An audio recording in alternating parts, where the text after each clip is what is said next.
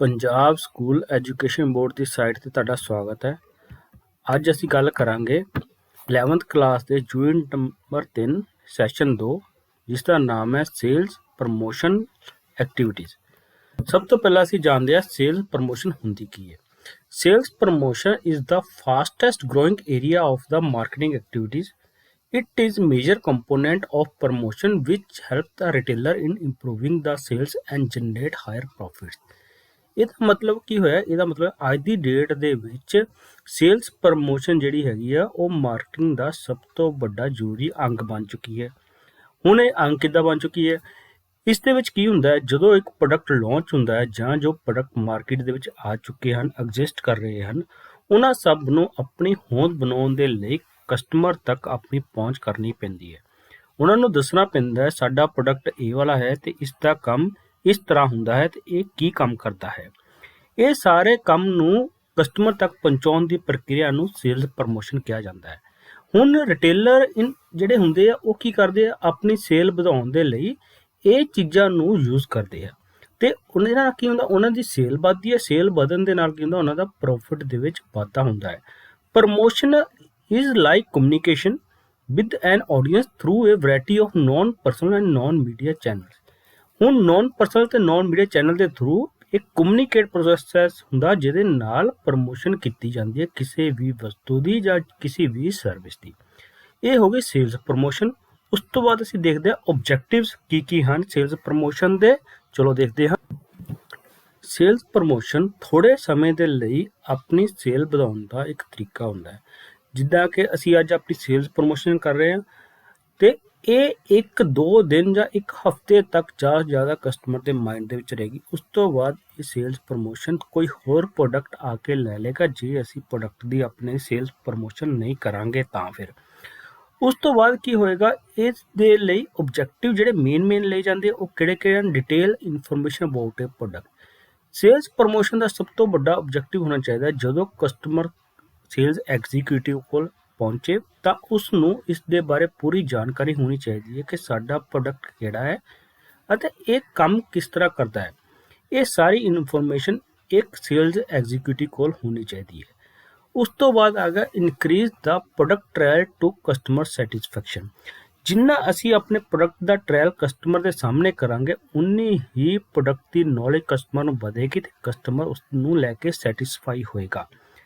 Third ਹੈ ਸਾਡਾ encourage ਰੀਪਰਚੇਜ਼ of goods. ਇਸ ਦੇ ਨਾਲ ਕੀ ਹੁੰਦਾ, ਅਸੀਂ ਆਪਣੇ ਪ੍ਰੋਡਕਟ ਜਿਹੜੇ ਹੈ ਉਹ ਵਿਕ ਗਿਆ, ਉਸ ਤੋਂ ਬਾਅਦ ਕਸਟਮਰ ਨੂੰ ਉਸ ਪ੍ਰੋਡਕਟ ਦੀ ਫਿਰ ਜ਼ਰੂਰਤ ਪਈ। ਅਸੀਂ ਕੀ ਚਾਹੁੰਦੇ ਆ? ਅਸੀਂ ਚਾਹੁੰਦੇ ਆ ਉਹ ਕਿਸੇ ਹੋਰ ਬ੍ਰਾਂਡ ਵੱਲ ਨਾ ਜਾਏ, ਸਾਡੇ ਤੋਂ ਆ ਕੇ ਸਾਡਾ ਹੀ ਬ੍ਰਾਂਡ ਪਰਚੇਜ਼ ਕਰੇ। ਇਸ ਦੇ ਲਈ ਵੀ ਸਾਨੂੰ ਬਾਰ-ਬਾਰ ਆਪਣੀ ਸੇਲਸ ਪ੍ਰਮੋਸ਼ਨ ਕਰਨੀ ਪੈਂਦੀ ਹੈ ਕਸਟਮਰ ਨੂੰ ਆਪਣੇ ਪ੍ਰੋਡਕਟ ਵੱਲ ਅਟਰੈਕਟ ਕਰਨ ਦੇ ਲਈ। ਡਿਵੈਲਪ ਲੋਇਲਟੀ ਇਨ ਕਸਟਮਰਸ ਮਾਈਂਡ। ਕਸਟਮਰ ਦੇ ਮਾਈਂਡ ਦੇ ਵਿੱਚ ਅਸੀਂ ਇੱਕ ਲੋਇਲਟੀ ਪੈਦਾ ਕਰਨੀ ਕਿ ਅਸੀਂ ਜਿਹੜਾ ਸਾਡਾ ਪ੍ਰੋਡਕਟ ਹੈ ਇਹ ਬਿਲਕੁਲ ਲੋਇਲ ਆ ਤੇ ਇਹ ਤੁਹਾਡੀ ਸੈਟਿਸਫੈਕਸ਼ਨ ਹੈ ਜੋ ਤੁਹਾਡੀ ਜ਼ਰੂਰਤ ਹੈ ਉਸ ਨੂੰ ਪੂਰਾ ਕਰਦਾ ਹੈ। ਇਸ ਦੇ ਲਈ ਵੀ ਸੇਲਸ ਪ੍ਰਮੋਸ਼ਨ ਕੀਤੀ ਜਾਂਦੀ ਹੈ। ਉਸ ਤੋਂ ਬਾਅਦ ਆ ਗਿਆ ਸਾਡਾ ਸੇਲਸ ਪ੍ਰਮੋਸ਼ਨ ਦੀਆਂ ਟੈਕਨੀਕਸ ਕਿਹੜੀਆਂ ਹਨ, ਕਿਹੜੇ ਤਰੀਕਿਆਂ ਨਾਲ ਸੇਲਸ ਪ੍ਰਮੋਸ਼ਨ ਕੀਤੀ ਜਾਂਦੀ ਹੈ। ਸੇਲਸ ਪ੍ਰਮੋਸ਼ਨ 2 ਤਰੀਕਿਆਂ ਨਾਲ ਕੀਤੀ ਜਾਂਦੀ ਹੈ, ਇੱਕ ਵੈਂਡਰ ਦੇ ਐਂਡ ਤੋਂ, ਇੱਕ ਰਿਟੇਲਰ ਦੇ ਐਂਡ ਤੋਂ। ਵੈਂਡਰ ਕੌਣ ਹੁੰਦਾ? ਵੈਂਡਰ ਹੁੰਦਾ ਪ੍ਰੋਡਿਊਸਰ ਜਿਹੜਾ ਮਾਲ ਨੂੰ ਪ੍ਰੋਡਕਟ ਨੂੰ ਬਣਾਉਂਦਾ, ਉਸ ਨੂੰ ਕੌਣ ਹੁੰਦਾ? ਉਹ ਹੁੰਦਾ ਵੈਂਡਰ। ਤੇ ਰਿਟੇਲਰ ਜਿਸ ਕੋਲ ਪਰਚੂਨ ਦੀ ਦੁਕਾਨ ਹੈ ਤੇ ਪਰਚੂਨ ਦਾ ਸਮਾਨ ਵੇਚਦਾ ਹੈ ਤੇ ਉਹ ਉਸ ਪ੍ਰੋਡਕਟ ਨੂੰ ਪ੍ਰਮੋਟ ਕਰ ਰਿਹਾ ਹੈ। ਜੇ ਅਸੀਂ ਵੈਂਡਰ ਦੀ ਗੱਲ ਕਰੀਏ ਤਾਂ ਵੈਂਡਰ ਨੇ ਅੱਗੇ ਇਸ ਨੂੰ 5 ਤਰ੍ਹਾਂ ਸੇਲਸ ਪ੍ਰਮੋਸ਼ਨ ਕਰਦਾ ਹੈ ਤੇ ਰਿਟੇਲਰ ਇਹਨਾਂ ਨੂੰ 2 ਤਰੀਕਿਆਂ ਨਾਲ ਇਹਨਾਂ ਦੀ ਸੇਲਸ ਪ੍ਰਮੋਟ ਕਰਦਾ ਹੈ। ਵੈਂਡਰ ਓਰੀਜਨੇਟਡ ਜਿਹੜੇ ਹੁੰਦੇ ਆ ਉਹ ਕਿਹੜੇ ਹੁੰਦੇ ਆ, ਆਓ ਚੈੱਕ ਕਰੀਏ। Vendor originated sales promotion techniques are classified in in-store activities, point of display, trade incentives, direct promotion to customers and pack design। ਇਹ 5 ਤਰੀਕੇ ਹਨ ਜਿਨ੍ਹਾਂ ਨਾਲ ਇੱਕ ਵੈਂਡਰ ਜਾਂ ਇੱਕ ਪ੍ਰੋਡਿਊਸਰ ਪ੍ਰੋਡਕਟ ਨੂੰ ਪ੍ਰਮੋਟ ਕਰਦਾ ਹੈ, ਉਸਦੀ ਪ੍ਰਮੋਸ਼ਨ ਕਰਦਾ ਹੈ। ਸਭ ਤੋਂ ਪਹਿਲਾਂ ਆ ਗਿਆ ਇਨ ਸਟੋਰ ਐਕਟੀਵਿਟੀਜ਼। ਕਿਹੜੀਆਂ ਹਨ? In store activities to give cash or kind benefit to customers like small gifts, sampling, coupons, buy one get one free and multi-packs। ਹੁਣ ਇਨ ਸਟੋਰ ਐਕਟੀਵਿਟੀਜ਼ ਕਿਹੜੀਆਂ ਹੁੰਦੀਆਂ? ਇਹ ਉਹ ਐਕਟੀਵਿਟੀ ਹੁੰਦੀਆਂ ਜਿਨ੍ਹਾਂ ਵਿੱਚ ਕਿਸੇ ਕਸਟਮਰ ਨੂੰ ਕੈਸ਼ ਦਿੱਤਾ ਜਾਂਦਾ ਜਾਂ ਕੈਸ਼ ਦੇ ਰਿਲੇਟਡ ਕੋਈ ਇੱਦਾਂ ਦਾ ਪ੍ਰੋਡਕਟ ਦਿੱਤਾ ਜਾਂਦਾ ਜਿਹੜਾ ਉਹਦੇ ਲਈ ਬੈਨੀਫੀਸ਼ੀਅਲ ਹੋਵੇ, ਜਿਹਦੇ ਵਿੱਚ ਕੀ ਆ ਜਾਂਦਾ, ਸਮਾਲ ਗਿਫਟਸ ਆ ਜਾਂਦੇ ਆ। ਸੈਂਪਲਿੰਗ ਦੇ ਤੌਰ ਤੇ ਉਹਨੂੰ ਇੱਕ ਪ੍ਰੋਡਕਟ ਦੇ ਦਿੱਤਾ ਜਾਂਦਾ, ਸਰ ਤੁਸੀਂ ਸੈਂਪਲ ਚੈੱਕ ਕਰਕੇ ਦੇਖੋ।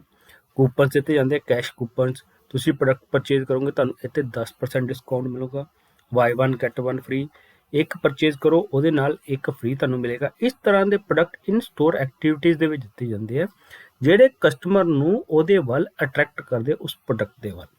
ਸੈਕੰਡ ਹੈ point of sale display material. These are the material provided by vendor for placing product the customers often buy. It includes specific fixtures such as dry battery stand and cold drink racks. ਇਹ ਉਹ products ਹੁੰਦੇ ਆ ਜਿਨ੍ਹਾਂ ਲਈ customer ਜਾਂ vendor ਉਹਨਾਂ ਨੂੰ ਇੱਦਾਂ ਦੀਆਂ ਚੀਜ਼ਾਂ ਪ੍ਰੋਵਾਈਡ ਕਰਦਾ ਜਿਹੜੇ ਉਹਦੇ ਪ੍ਰੋਡਕਟ ਨਾਲ ਰਿਲੇਟਡ ਹੁੰਦੀਆਂ। ਜੇ ਕੋਈ ਪ੍ਰੋਡਕਟ ਦੇ ਵਿੱਚ ਬੈਟਰੀ ਵੇਚ ਰਿਹਾ ਹੈ ਤਾਂ ਉਸ ਨੂੰ ਬੈਟਰੀ ਸਟੈਂਡ ਦਿੱਤਾ ਜਾਂਦਾ, ਸਰ ਤੁਸੀਂ ਆਪਣੇ ਸਟੋਰ ਦੇ ਵਿੱਚ ਇਸ ਬੈਟਰੀ ਸਟੈਂਡ ਲੈ ਲਓ, ਇਹ ਬੈਟਰੀ ਸਟੈਂਡ ਤੇ ਤੁਸੀਂ ਆਪਣਾ ਬੈਟਰੀ ਰੱਖ ਕੇ ਕਸਟਮਰ ਜਾਂ ਲਾਸਟ ਕਸਟਮਰ ਜਾਂ ਫਿਰ ਕੰਜ਼ਿਊਮਰ ਨੂੰ ਅਟਰੈਕਟ ਕਰ ਸਕਦੇ ਹੋ। ਜਾਂ ਕੋਲਡ ਡਰਿੰਕ ਰੈਕਸ ਉਹਨੂੰ ਦਿੱਤੇ ਜਾਂਦੇ ਆ ਜਿਹਦੇ ਨਾਲ ਕਸਟਮਰ ਜ਼ਿਆਦਾ ਅਟਰੈਕਟ ਹੁੰਦਾ ਹੈ। ਇਹ ਹੋ ਗਈ ਗੱਲ ਸਾਡੀ ਵੈਂਡਰ ਓਰੀਐਂਟਡ ਦੇ ਦੋ ਪਾਰਟਸ ਦੀ। ਫਸਟ ਸੀਗਾ ਇਨ ਸਟੋਰ ਐਕਟੀਵਿਟੀਜ਼, ਸੈਕੰਡ ਸੀਗਾ ਪੁਆਇੰਟ ਆਫ ਸੇਲ, ਥਰਡ ਅਸੀਂ ਚੈੱਕ ਕਰਦੇ ਆ। ਥਰਡ ਹੈ trade incentives.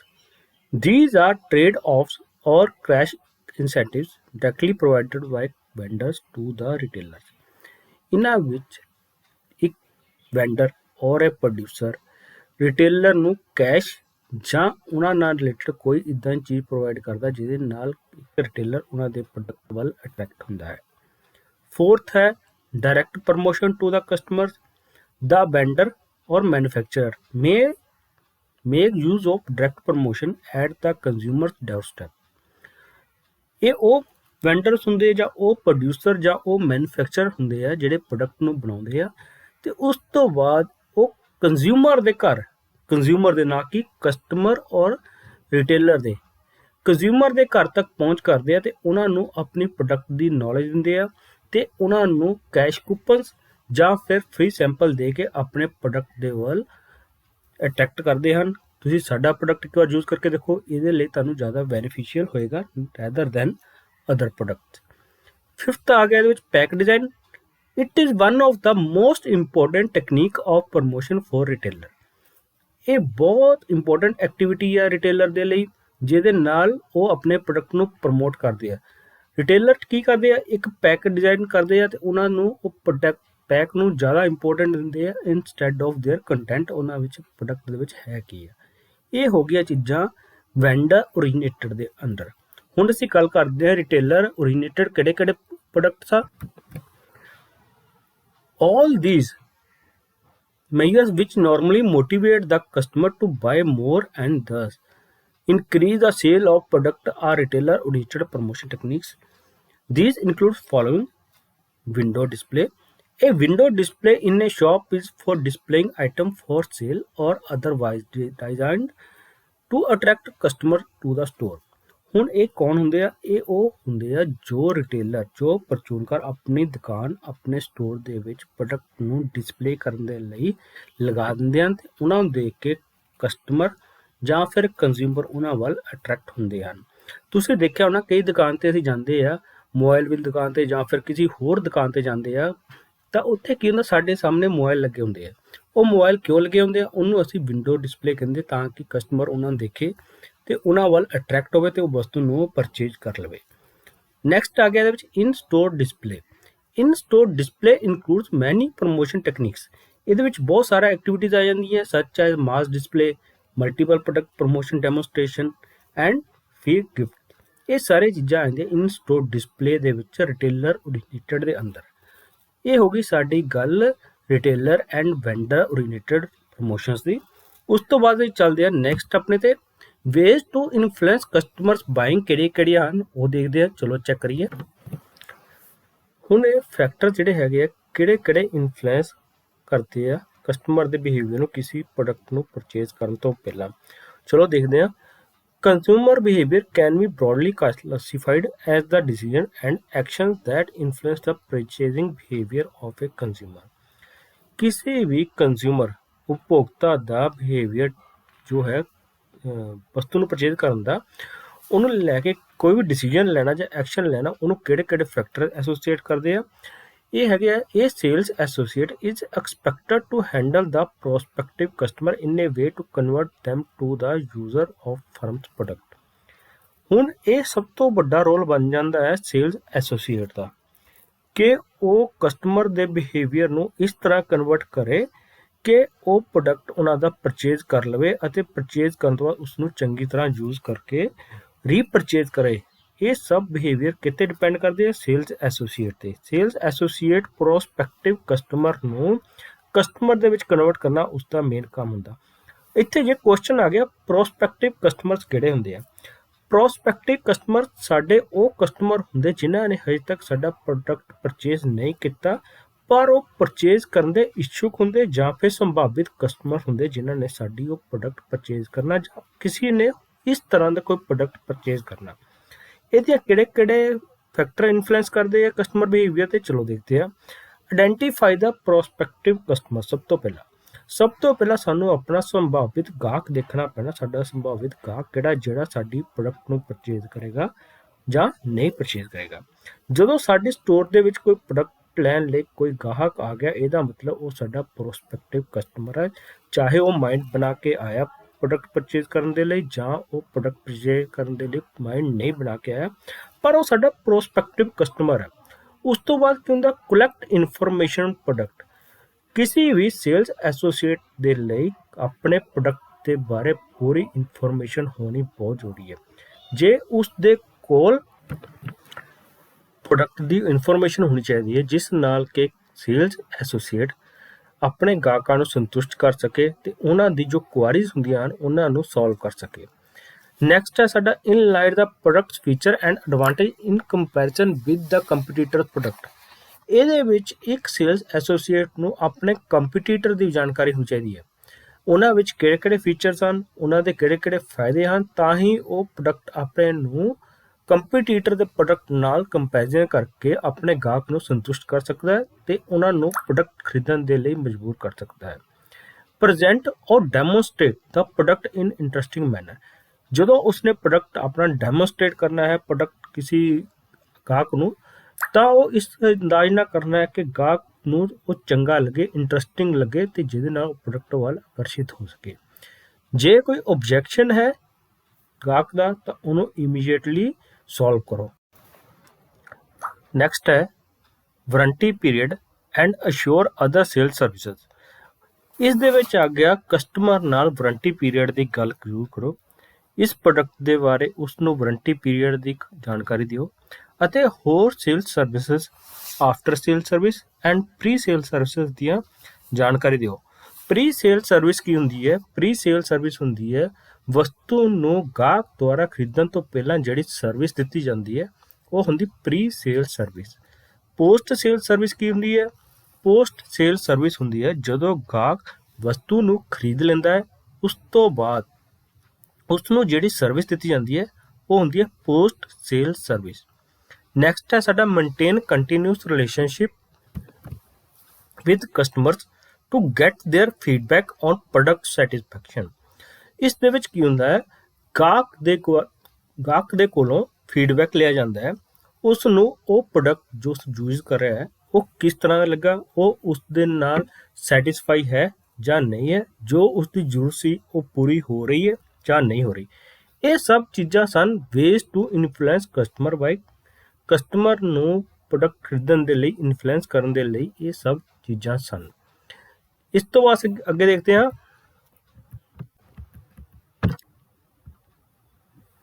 Acquire knowledge of nature of product के नेचर के बारे जानकारी होना।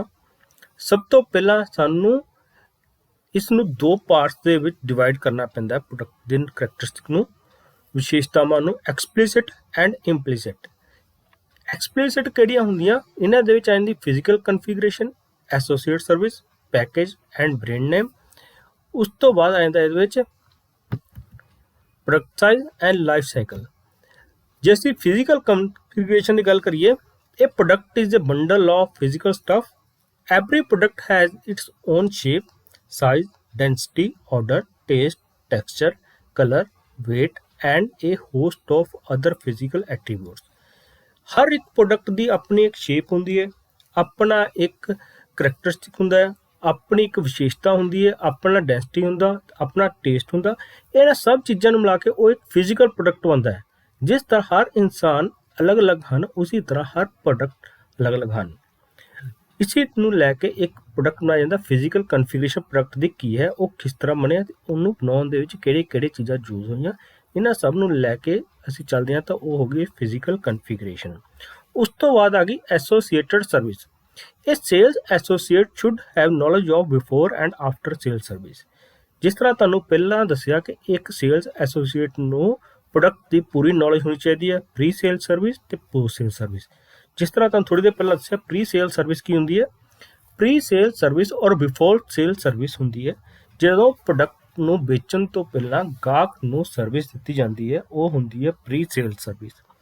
ਪੋਸਟ ਸੇਲ ਸਰਵਿਸ ਕੀ ਹੁੰਦੀ ਹੈ, ਜਦੋਂ ਗਾਹਕ ਪ੍ਰੋਡਕਟ ਪਰਚੇਸ ਕਰ ਲੈਂਦਾ ਹੈ ਉਸ ਤੋਂ ਬਾਅਦ ਜਿਹੜੀ ਉਹਨੂੰ ਸਰਵਿਸ ਦਿੱਤੀ ਜਾਂਦੀ ਹੈ ਉਹ ਹੁੰਦੀ ਹੈ ਪੋਸਟ ਜਾਂ ਆਫਟਰ ਸੇਲ ਸਰਵਿਸ।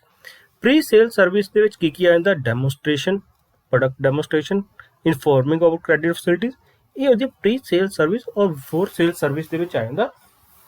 ਉਸ ਤੋਂ ਬਾਅਦ ਪੋਸਟ ਔਰ ਆਫਟਰ ਸੇਲ ਸਰਵਿਸ ਦੇ ਵਿੱਚ ਆ ਜਾਂਦਾ delivery, installation, provision of spare parts, repair and warranty. ਇਹ ਸਭ ਚੀਜ਼ਾਂ ਆਉਂਦੀਆਂ ਪੋਸਟ ਸੇਲ ਸਰਵਿਸ ਔਰ ਆਫਟਰ ਸੇਲ ਸਰਵਿਸ ਦੇ ਵਿੱਚ। ਨੈਕਸਟ ਆ ਗਿਆ ਸਾਡਾ package and brand name. The sales associate has to gain knowledge of packaging or brand name to differentiate product from competitor brand or product. ਇੱਕ sales associate ਨੂੰ ਆਪਣੇ product ਦੇ ਬਾਰੇ ਨੌਲੇਜ ਹੋਣੀ ਚਾਹੀਦੀ ਹੈ। ਉਹਦਾ ਬ੍ਰਾਂਡ ਨੇਮ ਕੀ ਹੈ, ਉਹਦੀ ਪੈਕੇਜਿੰਗ ਕੀ ਹੈ, ਉਹ ਕਿਸ ਤਰ੍ਹਾਂ ਡਿਫਰ ਕਰ ਰਹੀ ਹੈ ਉਹਨਾਂ ਦੇ ਕੰਪੀਟੀਟਰ ਪ੍ਰੋਡਕਟ ਤੋਂ ਜੋ ਉਹਨਾਂ ਦੇ ਕੰਪੀਟੀਸ਼ਨ ਦੇ ਵਿੱਚ ਪ੍ਰੋਡਕਟ ਬਣ ਰਹੇ ਹਨ। ਉਹਦੇ ਕੰਪੀਟੀਸ਼ਨ ਦੇ ਵਿੱਚ ਕਿਹੜੇ ਪ੍ਰੋਡਕਟ ਹਨ, ਉਹਨਾਂ ਦੇ ਫੀਚਰ ਕੀ ਹਨ, ਉਹਨਾਂ ਦੇ ਬੈਨੀਫਿਟਸ ਕੀ ਹਨ। ਇਹ ਸਭ ਚੀਜ਼ਾਂ ਇੱਕ ਸੇਲਸ ਐਸੋਸੀਏਟ ਨੂੰ ਪਤਾ ਹੋਣੀਆਂ ਚਾਹੀਦੀਆਂ ਹਨ। This enabled to highlight the product feature in comparison with other products available in the market. ਇਹ ਹੋ ਗਈ ਪੈਕੇਜ ਐਂਡ ਬ੍ਰਾਂਡ ਨੇਮ ਦੀ ਗੱਲ। ਉਸ ਤੋਂ ਬਾਅਦ ਚੱਲਦੇ ਹਾਂ ਪ੍ਰੋਡਕਟ ਸਾਈਜ਼ ਦੇ ਵਿੱਚ। ਹਰ ਇੱਕ ਐਸੋਸੀਏਟ ਨੂੰ ਆਪਣੇ product the size, with, depth ਤੇ ਕੰਸਿਸਟੈਂਸੀ ਪਤਾ ਹੋਣੀ ਚਾਹੀਦੀ ਹੈ, ਜਿਸ ਨਾਲ ਉਹ ਆਪਣੇ ਪ੍ਰੋਡਕਟ ਦੀ ਨੌਲੇਜ ਪਤਾ ਕਰੇਗਾ ਅਤੇ ਉਹ ਆਪਣੇ ਗਾਹਕਾਂ ਨੂੰ ਦੱਸੇਗਾ ਉਹਨਾਂ ਦੇ ਪ੍ਰੋਡਕਟ ਦੀ ਕਿੰਨੀ ਲੈਂਥ ਹੈ, ਕਿੰਨੀ ਵਿਥ ਹੈ ਤੇ ਉਹ ਕਿੰਨੀ ਦੇਰ ਚੱਲਣਗੇ ਤੇ ਉਹਦੀ ਵਾਰੰਟੀ ਗਰੰਟੀ ਕੀ ਹੈ। ਇਹ ਸਭ ਚੀਜ਼ਾਂ ਉਸਨੂੰ ਪਤਾ ਹੋਣੀਆਂ ਚਾਹੀਦੀਆਂ ਹਨ। ਨੈਕਸਟ ਆ ਗਿਆ product life cycle. Product life cycle ਜਿਸ ਤਰ੍ਹਾਂ ਸਾਨੂੰ ਪਤਾ ਹੈ, ਇੱਕ ਪ੍ਰੋਡਕਟ ਸ਼ੁਰੂ ਹੁੰਦਾ ਹੈ ਇੰਟਰੋਡਕਸ਼ਨ ਤੋਂ, ਉਸ ਤੋਂ ਬਾਅਦ ਉਹ ਗਰੋਥ ਲੈਵਲ ਤੇ ਜਾਂਦਾ, ਫਿਰ ਮੈਚਿਓਰਿਟੀ ਤੇ, ਫਿਰ ਡਿਕਲਾਈਨ ਤੇ। ਹੁਣ ਇਹਦੇ ਵਿੱਚ ਕੀ ਹੁੰਦਾ ਹੈ ਪ੍ਰੋਡਕਟ ਲਾਈਫ ਸਾਈਕਲ ਦੇ ਵਿੱਚ, ਜਿੱਦਾਂ ਇੱਕ ਇਨਸਾਨ ਸ਼ੁਰੂ ਦੇ ਵਿੱਚ ਬਚਪਨ 'ਚ ਹੁੰਦਾ, ਫਿਰ ਜਵਾਨੀ 'ਚ, ਫਿਰ ਉਸ ਤੋਂ ਬਾਅਦ ਬੁਢਾਪਾ ਹੁੰਦਾ ਤੇ ਫਿਰ ਉਸ ਤੋਂ ਬਾਅਦ ਡੈਥ ਹੋ ਜਾਂਦੀ ਹੈ। ਇਸੇ ਤਰ੍ਹਾਂ ਇੱਕ ਪ੍ਰੋਡਕਟ ਦੀ ਇੰਟਰੋਡਕਸ਼ਨ ਹੁੰਦੀ ਹੈ, ਉਹ ਮਾਰਕੀਟ 'ਚ ਆਉਂਦਾ ਹੈ, ਉਹ ਵੱਧਦਾ ਹੈ, ਉਸ ਤੋਂ ਬਾਅਦ ਉਹ ਮੈਚਿਓਰਿਟੀ ਉਹਦੀ ਆਉਂਦੀ ਹੈ ਤੇ ਉਸ ਤੋਂ ਬਾਅਦ ਉਹ ਡਿਕਲਾਈਨ ਲੈਵਲ ਤੇ ਆ ਕੇ ਖਤਮ ਹੋ ਜਾਂਦਾ ਹੈ। ਇਸ ਤਰ੍ਹਾਂ ਹੀ ਪ੍ਰੋਡਕਟ ਨੂੰ ਇੱਕ ਲਾਈਫ ਸਾਈਕਲ ਕਿਹਾ ਜਾਂਦਾ, ਪ੍ਰੋਡਕਟ ਦਾ ਇੱਕ ਲਾਈਫ ਸਾਈਕਲ ਹੁੰਦਾ ਹੈ। ਇਹ ਸਭ ਚੀਜ਼ਾਂ ਸਨ ਐਕਸਪਲਿਸਿਟ ਕਰੈਕਟਰਿਸਟਿਕਸ।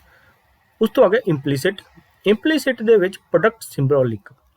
ਇਹ product is a symbol by virtue of its form, size, colour and function. ਹਰ ਇੱਕ ਪ੍ਰੋਡਕਟ ਦਾ ਇੱਕ ਸਿੰਬਲ ਹੁੰਦਾ ਹੈ, ਉਹ ਕਿਸ ਤਰ੍ਹਾਂ ਕੰਮ ਕਰ ਰਿਹਾ, ਉਹਦਾ ਸਾਈਜ਼ ਕੀ ਹੈ, ਉਹਦਾ ਕਲਰ ਕੀ ਹੈ ਤੇ ਉਹਦੇ ਫੰਕਸ਼ਨਸ ਕਿਹੜੇ ਹਨ। ਹਰ ਇੱਕ ਸੇਲਸ ਐਸੋਸੀਏਟ ਨੂੰ ਇਹਨਾਂ ਦੇ ਬਾਰੇ ਪਤਾ ਹੋਣਾ ਚਾਹੀਦਾ ਹੈ ਕਿ ਉਸ ਦੇ ਸਿੰਬਲ ਕਿਹੜੇ ਹਨ, ਉਹ ਇਕੋਨਮੀ ਕੀ ਹੈ, ਉਹਦੀ ਪਰਫਾਰਮੈਂਸ ਕੀ ਹੈ ਤੇ ਉਹ ਕੰਮ ਕਿਸ ਤਰ੍ਹਾਂ ਕਰਦੇ ਹਨ, ਉਹ ਕਸਟਮਰ ਦੀ ਨੀਡ ਨੂੰ ਕਿਸ ਤਰ੍ਹਾਂ ਪੂਰਾ ਕਰ ਸਕਦੇ ਹਨ ਤੇ ਉਹਨਾਂ ਦਾ ਉਹਨਾਂ ਨਾਲ ਕੀ ਰਿਲੇਸ਼ਨ ਹੈ। ਨੈਕਸਟ ਆ ਗਿਆ ਸਾਡਾ ਕਮਿਊਨੀਕੇਸ਼ਨ ਮੀਡੀਆ। ਹਰ ਇੱਕ ਪ੍ਰੋਡਕਟ ਤੇ ਕੁਝ ਸਿੰਬਲਸ ਹੁੰਦੇ ਆ, ਕੁਝ ਉਹਦੀ ਇੰਟਰਪ੍ਰੀਟੇਸ਼ਨ ਹੁੰਦੀ ਹੈ, ਕੁਝ ਉਹਦੇ ਪਰਸੈਪਸ਼ਨਸ ਹੁੰਦੀਆਂ, ਉਹਨਾਂ ਨੂੰ ਲੈ ਕੇ ਹਰ ਇੱਕ ਸੇਲਸ ਐਸੋਸੀਏਟ ਨੂੰ ਪਤਾ ਹੋਣਾ ਚਾਹੀਦਾ ਇਹ ਕਿੱਦਾਂ ਐਕਸਪ੍ਰੈਸ ਕਰਨੇ ਹਨ, ਇਹ ਕਿੱਦਾਂ ਕਸਟਮਰ ਨੂੰ ਦੱਸਣੇ ਹਨ ਤਾਂ ਕਿ ਉਹਨਾਂ ਦੇ ਕਲਚਰ, ਗਰੁੱਪ ਇਨਫਲੂਐਂਸ ਜਾਂ ਪਰਸਨੈਲਿਟੀ ਤੇ ਕੋਈ ਫਰਕ ਨਾ ਪਵੇ ਤੇ ਉਹ ਉਹਨਾਂ ਪ੍ਰੋਡਕਟ ਵੱਲ ਅਟਰੈਕਟ ਹੋ ਸਕਣ। ਨੈਕਸਟ ਆ ਗਿਆ ਸਾਡਾ product perception. Perception is the psychological process the sales associate has to understand as to how products are perceived by customers. These perceptions influence the marketable of the product. ਹਰ ਇੱਕ sales associate ਨੂੰ ਇਹ ਪਤਾ ਹੋਣਾ ਚਾਹੀਦਾ ਕਿ product ਕਿਸ ਤਰ੍ਹਾਂ understand ਕਰਨੇ ਹਨ, ਇਹਨਾਂ ਦੀ ਕਸਟਮਰ ਦਿਮਾਗ ਦੇ ਵਿੱਚ ਕੀ ਪਰਸੈਪਸ਼ਨ ਚੱਲ ਰਹੀ ਹੈ, ਇਹਨਾਂ ਨੂੰ ਉਸਨੇ ਕਿਸ ਤਰ੍ਹਾਂ ਸੋਲਵ ਕਰਨਾ ਹੈ ਤੇ ਇਹ ਕਸਟਮਰ ਨੂੰ ਕਿੱਦਾਂ ਇਨਫਲੂਐਂਸ ਕਰਨਗੇ, ਕਿ ਉਹ ਉਹਨਾਂ ਨੂੰ ਪ੍ਰੋਡਕਟ ਨੂੰ ਪਰਚੇਜ਼ ਕਰ ਸਕਣ ਅਤੇ ਕਸਟਮਰ ਇਨਫਲੂਐਂਸ ਹੋ ਸਕੇ ਪ੍ਰੋਡਕਟ ਦੇ ਨਾਲ। ਇਹ ਸਾਰੇ ਚੀਜ਼ਾਂ ਦਾ ਸੇਲਸ ਐਸੋਸੀਏਟ ਨੂੰ ਪਤਾ ਹੋਣਾ ਚਾਹੀਦਾ ਹੈ। Product evaluation help the retailer to know consumer satisfaction. Product evaluation ਕੀ ਹੁੰਦਾ? ਪ੍ਰੋਡਕਟ ਇਵੈਲੂਏਸ਼ਨ ਹਰ ਇੱਕ ਕਸਟਮਰ ਦਿਮਾਗ ਦੇ ਵਿੱਚ ਉਹ ਪ੍ਰੋਡਕਟ ਨੂੰ ਕਿੱਦਾਂ ਇਵੈਲੂਏਟ ਕਰਦੇ ਹਨ, ਇਹ ਚੀਜ਼ ਉਹਨਾਂ ਨੂੰ ਪਤਾ ਹੋਣੀ ਚਾਹੀਦੀ ਹੈ। ਅਤੇ ਉਹ ਕਸਟਮਰ ਉਹਨਾਂ ਨੂੰ ਕਿੱਦਾਂ ਸੈਟਿਸਫਾਈ ਕਰਨਾ ਹੈ, ਕਸਟਮਰ ਕਿੱਦਾਂ ਉਹਨਾਂ ਨੂੰ ਪ੍ਰੋਡਕਟ ਦੇ ਉੱਪਰ ਲੈ ਕੇ ਆਉਣਾ ਹੈ, ਪ੍ਰੋਡਕਟ ਕਿੱਦਾਂ ਖਰੀਦਣਗੇ, ਇਹ ਸਾਰੀਆਂ ਚੀਜ਼ਾਂ ਦਾ ਕਸਟਮਰ ਨੂੰ ਪਤਾ ਹੋਣਾ ਚਾਹੀਦਾ ਹੈ। ਅਤੇ ਕਸਟਮਰ ਨੂੰ ਇਹ ਕੰਪੈਰੀਜ਼ਨ ਕਰਨਾ ਚਾਹੀਦਾ ਹੈ ਕਿ ਜੋ ਐਫਰਟ ਉਹ ਕਰ ਰਿਹਾ ਹੈ ਅਤੇ ਉਹ ਉਹਨਾਂ ਨੂੰ ਅਵਾਰਡ ਉਹਨਾਂ ਨੂੰ ਮਿਲਣਾ ਚਾਹੀਦਾ ਕਿ ਕਸਟਮਰ ਉਹਨਾਂ ਦੀ ਪ੍ਰੋਡਕਟ ਪਰਚੇਜ਼ ਕਰ ਸਕੇ। ਇਸ ਦੇ ਨਾਲ ਹੀ ਤੁਹਾਡਾ ਸਭ ਦਾ ਬਹੁਤ ਬਹੁਤ ਧੰਨਵਾਦ। Thank you. ਮੈਂ Karamjit Singh, government senior secondary school Adampur Jalandhar ਤੋਂ। Thank you.